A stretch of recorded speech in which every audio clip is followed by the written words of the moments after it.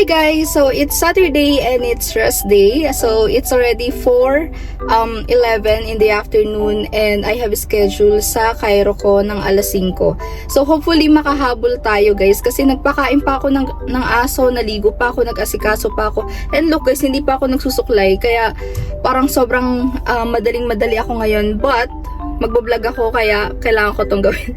So guys, it's my last Cairo today. So 5 PM yung sked ko. Pag na-late ako, hindi na ako makakapag-Cairo. So, i-re-sked nila yon. So, yun lang guys. Update ko kayo later kung ano yung mga ginawa sa akin at hopefully mapakita ko kung paano nila gawin. So, para magkaroon lang kayo ng idea. Later, update ko kayo. Bye!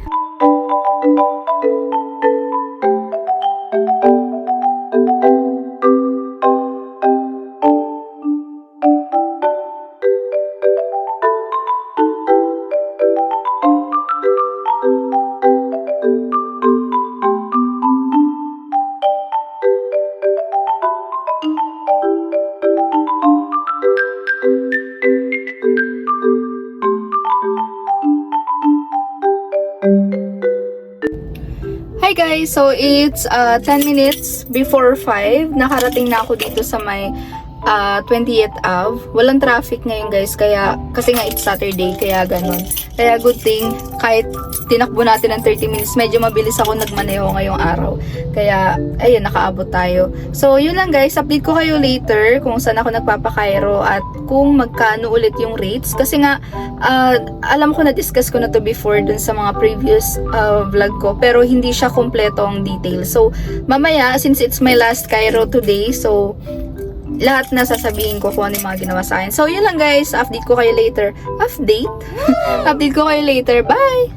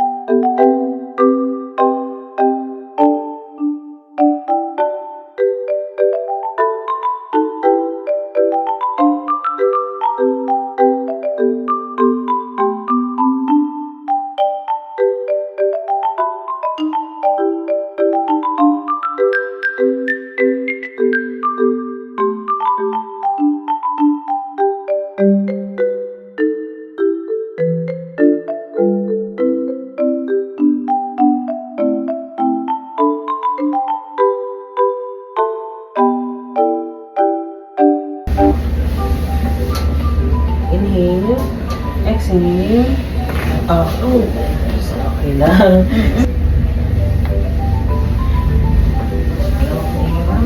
Inhale, exhale. Sarap. Exhale.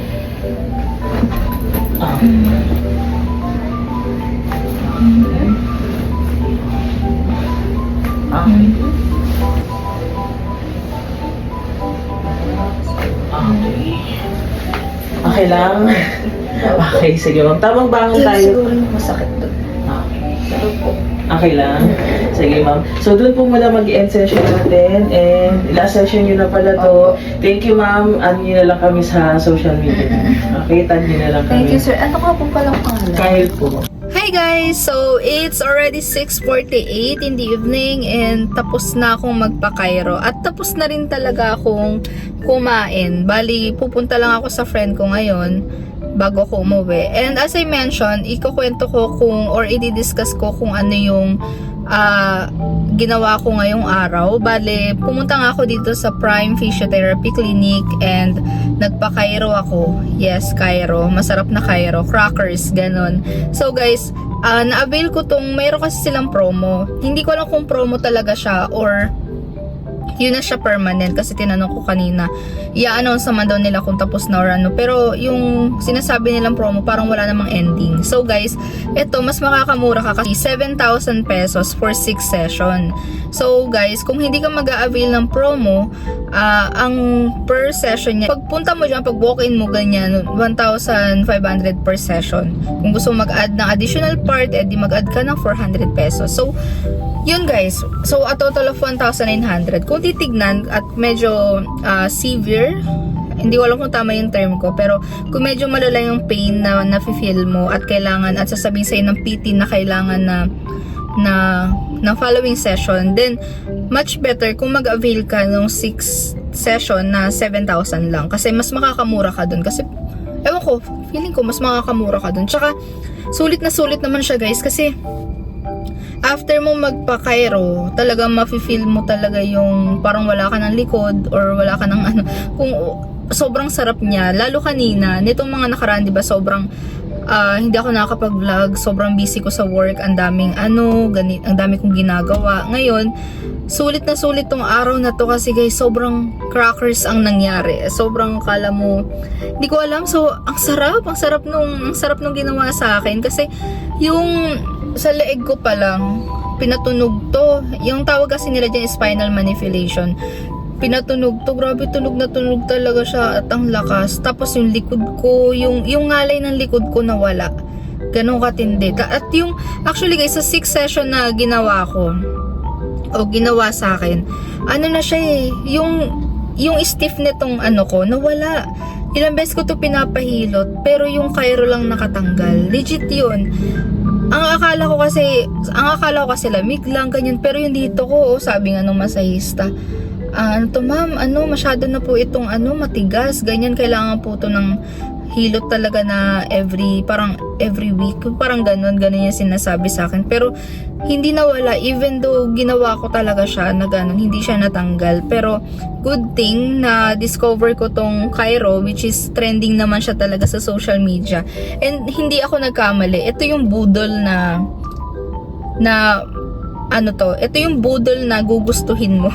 Ganon. Kasi, lagi akong nasa trending. Yung parang lagi kong tinitignan yung trending. Trending ngayon, try ko nga yan. Ganyan, sa mga pagkain, ganyan. Pero itong trending na to, yung nakikita ko sa social media, totoo siya guys. Totoo yung mafe-feel mo. Talagang wala kang mafe-feel na pain sa tunog na gagawin nila sa'yo. At, yun, sarap lang, ganun lang. So guys, yung unang ginawa sa akin, yung may needle sa muscle, ganyan, basta tutusukin ka, parang acupuncture style pero sa muscle siya. Tapos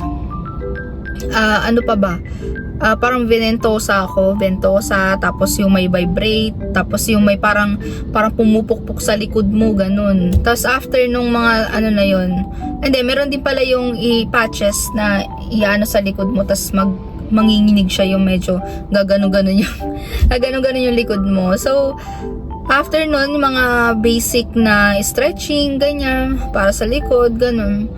Pero for me, tinry ko rin kasi yung sa paa. Pinakasulit pag sa likod.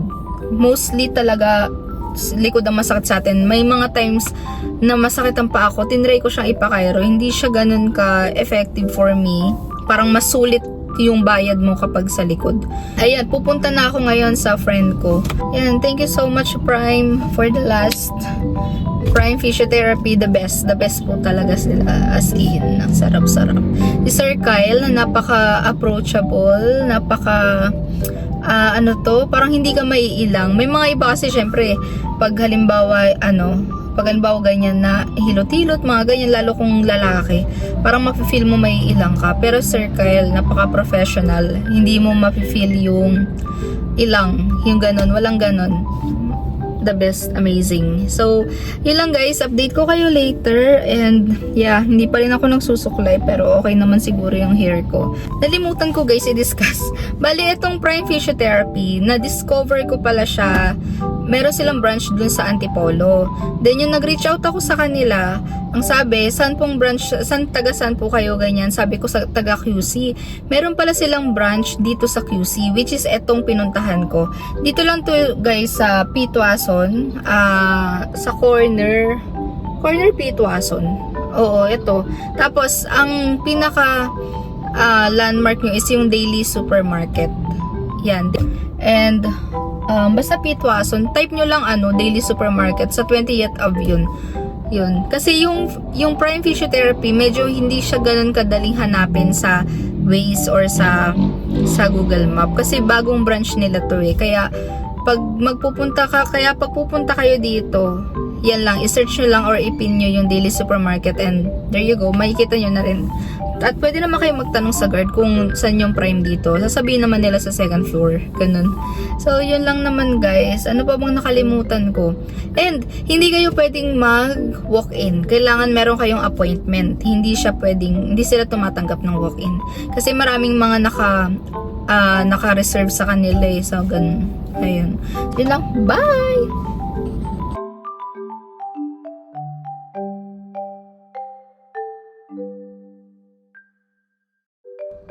Hi guys, so ayan si Lisa.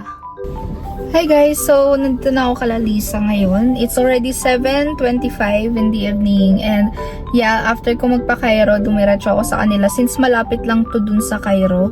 And ayan, yayayain ko siya magkape. Doon muna kami tatambay sa Town Plaza. Magkakape lang kami. Yes, it's coffee is life. So, nagbibihis lang siya guys and didiretso na rin kami after. So, yun lang guys. Thank you. Bye!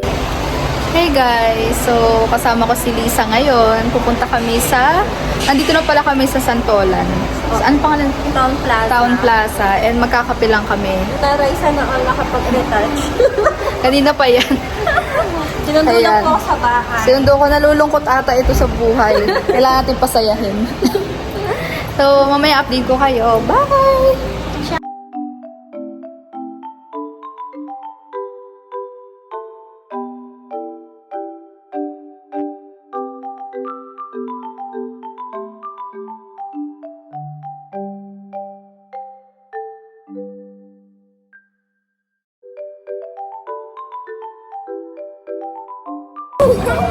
Hi guys, so meron ditong mga ganyan, horoscope yata tawag dito. So ako guys, year of the Ox, ayan, Ox, oh yeah, 1997. Expect career advancement, promotion, and recognition from colleagues, lots of opportunities leading to financial stability, all positive realizations as a result of resilient hard work from the last 2 years. Avoid physical oh my gosh, why? Ano siya, masyadong much.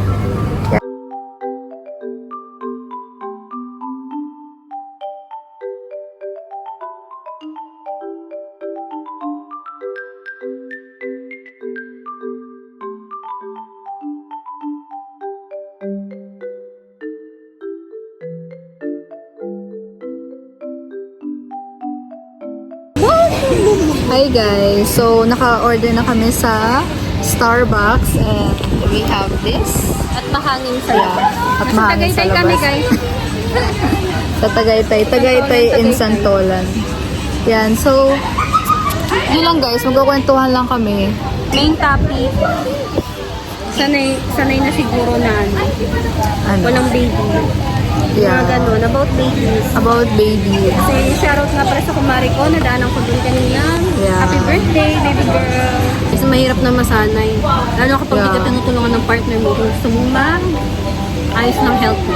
Kasi Yeah. hindi siya tutulong, mag-isyo siya. Hindi naman sinasabi si Mayong yan. Shout out, Mayong. Ayun, totoo yan. Kasi may pangalan ko din. Yun lang guys, magsichikahan lang kami. And yeah.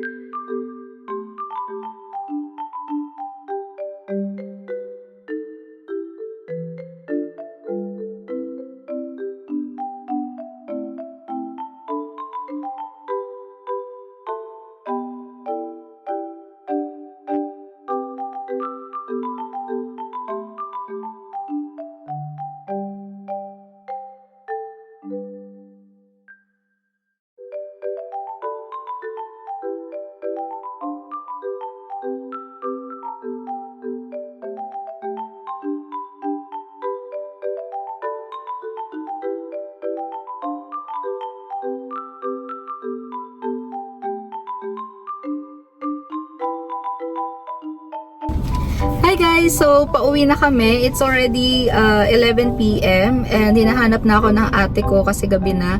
So, summary lang nito is galing akong Cairo, tapos dumiretso ako sa friend ko si Lisa, meet Lisa, and naglaro kami ng PUBG at kape-kape lang, kwentuhan, mga ganun. So, yun lang guys, update ko kayo sa mga susunod ko, ano pa mga ganap ko sa buhay. And yeah, pauwi na rin ako. Yun lang naman. So, bye! Bye!